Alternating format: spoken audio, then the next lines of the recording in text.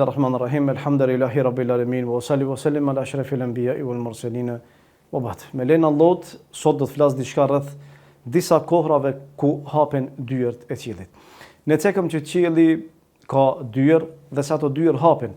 A ka kohë kur hapen ato dyert dhe pse hapen ato dyert? Normalisht janë disa kohë që janë veçuara dhe janë dalluara tek Allahu subhanahu wa taala. Allahu subhanahu wa taala i ka dalluar në vlerë ato.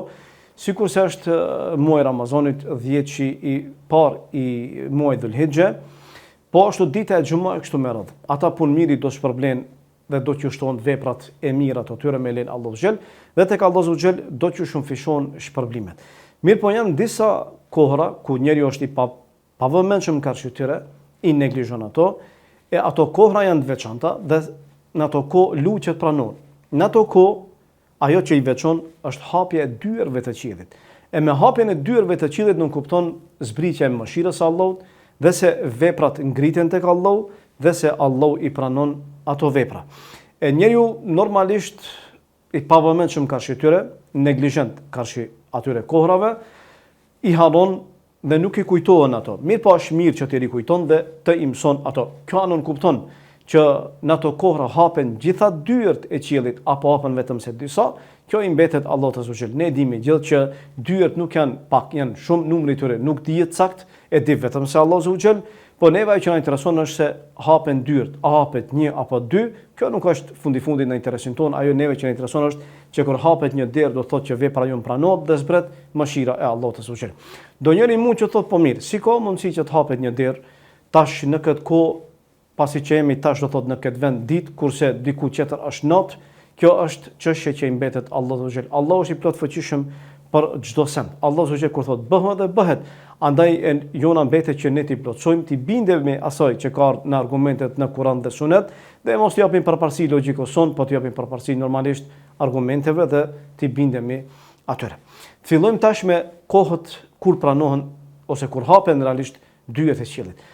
Koha e parë që hapet dera e qiellit ose që hapen dyert e qiellit është koha pas thirrjes së ezanit.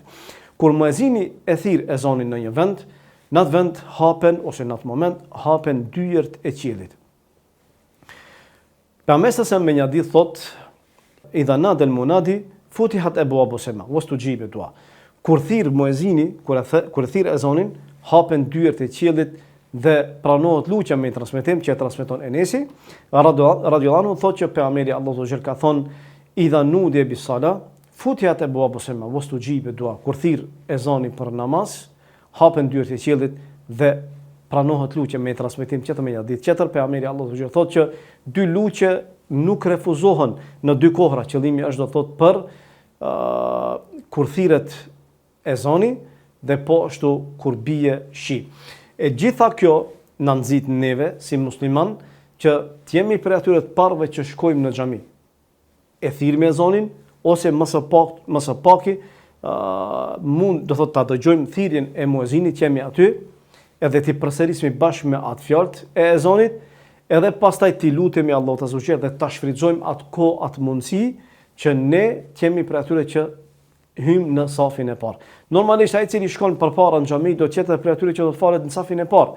Është këtu një urtësi e bashkimit këtyre dy gjërave, ku pejgamberi ka cek me një hadith thotë po ta kishit ditë vlerën e thirrjes së ezanit dhe po ashtu safit të parë, nëse kishit pas mundësi, e vetëm mundësi do të kishte qenë që ju të hedhni short që ta thirrni ezanin të parë ose të çoni në safin e parë, do ta kishit bërë atë. Do thotë nuk kishte pas mundësi tjetër. Përveç se hedhja e shortit do thotë kishte pas disa njerëz që do të garojnë njëri me tjetrin dhe s'kishte pas mundësi ndryshe përveç se me short do ta kishin bërë kët. Mirë po realisht është realiteti jonë kështu jo. Sepse ne dimë gjithë që për me thirrë ezanin duhet dikon për me lutën, sepse nuk vjen për me thirrë ezanin askush sikur se me pas frikë. Ndokush ka një kompleks zërin e tij, ndokush mendon se nuk di kështu me radhë, po normalisht që kjo është e lehtë, nuk është e rëndë dhe nuk ka kush që zëri qet i bukur, po sidoqoftë ai i cili e thirr do të marrë shpërblime, ai i cili nuk e thirr nuk merr shpërblime. Kurse përsa i përket safit parë normalisht që disa prej njerëzve bile as nuk i shkon mendja që shkojnë prej të parëve në xhami, po edhe kur shkojnë nuk ju bien ndërmend që të hyjnë në xhami që shkojnë edhe tulen në safin e parë dhe ta presin do thotë namazin. E pejgamberi këtë formë na ka nxit neve që të shkojmë në xhami sa më erdhë dhe plus asaj shtoj asaj edhe vlerën e faljes në safin e parë. Ajo plus që na nxit neve në këto hadithe është lutja ose duaja që na jep një hapësirë Allahu Zotë në këtë kohë që ne të lutemi Allahu Zotë me sa më shumë lutje. Kjo kohë nuk është kohë e shkurt, është kohë e gjatë, normalisht prej të thirrja e zonit deri te thirrja e ikametit është një kohë disa minutë, ku muslimani ka mundësi të lutet Allahut Azza wa Jall. Më mirë është që të lutet në sejdë në atë periudhë, sepse para farzit ka dhe sunete, ose ka edhe namaze nafile, e ka mundësi të thotë që ti falë ato edhe pastaj ti lutet Allahut Azza wa Jall duke qenë në namaz në sejdë, ku është më afër Allahut Azza wa Jall dhe poshtu pas salavateve para se të qape selam ti lutet Allahut Azza wa Jall. Kjo na bën me dije që edhe gratë, të cilët nuk kanë mundësi që të shkojnë në xhami, sepse normalisht namazi i gruas më i miri është në shtëpi. Edhe gruaja, sepse pejgamberi nuk e ka kushtuar që lutja të jetë patjetër në xhami, edhe gruaja në këtë rast mundet të lutet Allahut Azza wa Jall kur ta dëgjojë ezanin, pasi ta dëgjojë ezanin, më njëherë pastaj do thotë e bën atë lutje. Tash ndonjëri mund që thotë mirë, kur është koha saktë që vlen për të lutur Allahut Azza wa Jall? Koha e lutjes së pranuar, siç e cekin dietarët, është dy lloj apo janë dy lloj lutje është. Njëra është lutje e cila është e përkufizuar, edhe tjetra është lutje e cila është një kohë e cila është më e gjerë, kohë e papërcaktuar, është do thotë më e gjerë. Koha e pranimit të lutjes që është e përcaktuar është koha më njëherë pas thirrjes së ezanit. Ne dimë gjithë që pëlqet përsëritja e fjalëve të muezinit. Kur muezini thot Allahu Akbar, edhe ne themi Allahu Akbar. Kur muezini thot ashhadu an la ilaha illallah, ne themi ashhadu an la ilaha illallah. Kur muezini thot ashhadu anna Muhammadar Rasulullah, edhe ne themi ashtu ashhadu anna Muhammadar Rasulullah. Kur muezini thot hayya ala salah, e janë në namaz, ne themi la hawla wala quwwata illa billah. Kur thot hayya ala al falah, ne themi la hawla wala quwwata illa billah. Kur muezini thot Allahu Akbar, ashhadu an la ilaha illallah. Kur muezini thot e përfundon, edhe ne e përfundojmë pas ti dhe i themi disa lutje që kanë në sunetin e pejgamberit. E këtu është ajo koha e pranimit të lutjes. Do thot pas më njëherë ti lutesh Allahut Azza wa Jall. Nuk është kush me ngret durt, po mundesh ti lutesh Allahut Azza wa Jall edhe pa ngret durt normalisht. Kurse koha tjetër që e cikën ulemat është koha do thot e gjerë, ku është mes sezonit dhe ikametit. Koha e parë ishte më njëherë pas do thot pas sezonit. Kjo kohë pejgamberi ka një njeri dhe i ka thënë ja Rasulullah. Ka thënë muezinat po na të kalojnë vlerë, sepse ata po e thirrin ezanin, po i marrin shpërblimet, ne nuk kemi shpërblime. E i tha pejgamberi tha kur ta thirrë muezini ezanin, përsëritni edhe ju fjalët e tij. Pasi ta përfundoi ezanin muezini, atëherë kërkoni do t'ju jepet. Me këtë pejgamberi Allah na bëri me dije që kjo është koha e pranimit të lutjes, do thotë më njëherë pas thirrjes së ezanit. Kurse kjo koha e dytë, argument për këtë është mes ezanit dhe ikametit, janë hadithet e shumta që kanë ardhur ku pejgamberi Allahut e ka thënë që në mes ezanit dhe ikametit lutja është e pranuar.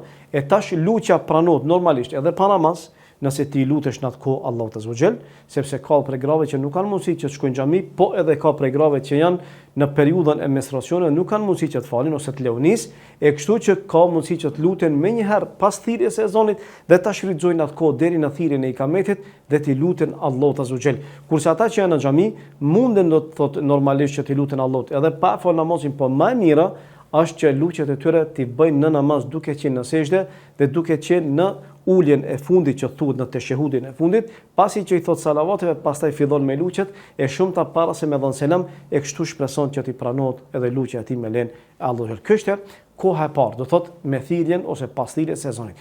Koha e dytë është koha pas thirrjes së ikametit.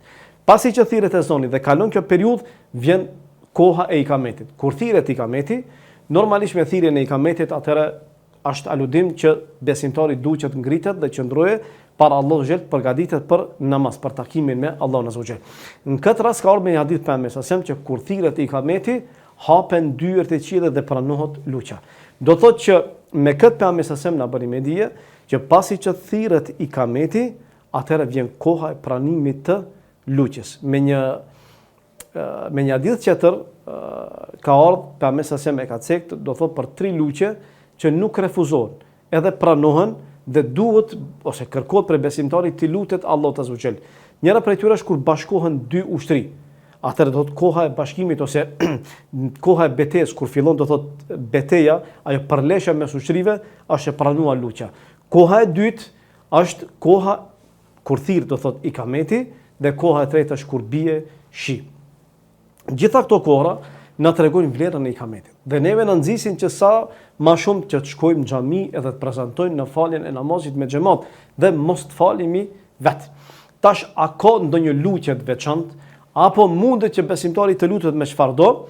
Kjo është një çështje diskutabile mes dietarëve, sepse disa prej dietarëve thonë që lutja që ka në këto hadithe pas ikametit për qëllim nuk është lutja më njëherë pasi të thirrë ikameti, sikur se shembull të ezani, po është lutja që bëhet në namaz. Andaj thonë dietarët, ekzistojnë dy mundësi. Mundësia e parë është që lutja të pranohet më njëherë pas thirrjes së ikametit, pasi që e thirr ikametin, dhe mundësia e dytë është pasi që besimtari të fillojë ta falë namazin, edhe i lutet Allahut në sejdë dhe i lutet poshtë Allahut në uljen e fundit. Andaj disa prej dietarëve kanë thonë që lutja e cila bëhet më njëherë pas ikametit nuk është e pranuar, sepse argumenti i cili ka nuk aludon për këtë. Është një numër prej dietarëve që thonë që nuk ka lutje të veçantë përsa i përket kësaj çështje, sepse ikameti është si ezani dhe atë që e thot muezini, atë që e përsërit pastaj në ikamet, besimtari njëjtë, sikur që muezini i përsërit fjalët e ezanit dhe pastaj poshtu i përsërit edhe fjalët e ikametit njëjtë, sikur që me muezinin, pastaj do thot vetëm se kur thot për ikamet do thot hayya alal fala, hayya alal sala dhe hayya alal fala, njëjtë thot do thot la hawla wala quwwata illa billah, i përsërit gjitha, pastaj pasi që e përfundon lutet njëjtë me ato lutje që janë prej sunetit, sikurse që përfundon do thot muezini dhe nuk ka diçka të veçantë. Një grup i dietarëve që thonë që lutet besimtari, lejohet që të lutet, nuk është problem, duke u bazuar këtë argument dhe nuk është kusht që të ngritë duart e tij dhe nuk është kusht që ta thojë një lutje të veçantë, po me lutje të përditshme e pastaj mundet që të lutet edhe namaz, e kështu i përfshin do thot dy ato mendimet ose dy ato mundësit. E normalisht që kur hyn besimtari në namaz, ekziston mundësi më e madhe do thot pastaj edhe ti lutet Allahu do xhel në sejdë, e normalisht që lutja e cila bëhet në sejdë është më e mirë, qëllimi është do thot për fars, më e mirë se sa lutja që bëhet në sejdë kur është me nafile. Argument për këtë është ky hadith ose këto hadithe që kanë ardhur që pranohet lutja pas ikametit. Për këtë arsye, Aun ibn Udbe rahimullah thoshte që nevojat e juaja ju që i keni drejtojeni Allahut azza wa xal në namazin fars, drejtojeni Allahut azza wa xal në sejdë edhe lutni Allahun azza wa xal në namazin fars, sepse lutja, vlera e lutjes në namazin fars e ka vlerën sikur se namazi fars kërshi namazit nafile. Andaj do thotë që ai i cili lutet Allahut azza wa xal për nevojat e veta në namazin fars është shumë më mirë se sa në namazet nafile. Për kohrat e qera me lenin Allahut do të flas në ligjëratën e ardhshme me lenin e Allahut e deri atëherë mbeqi të përshëndetur. Assalamu alaikum rahmatullahi wa barakatuh.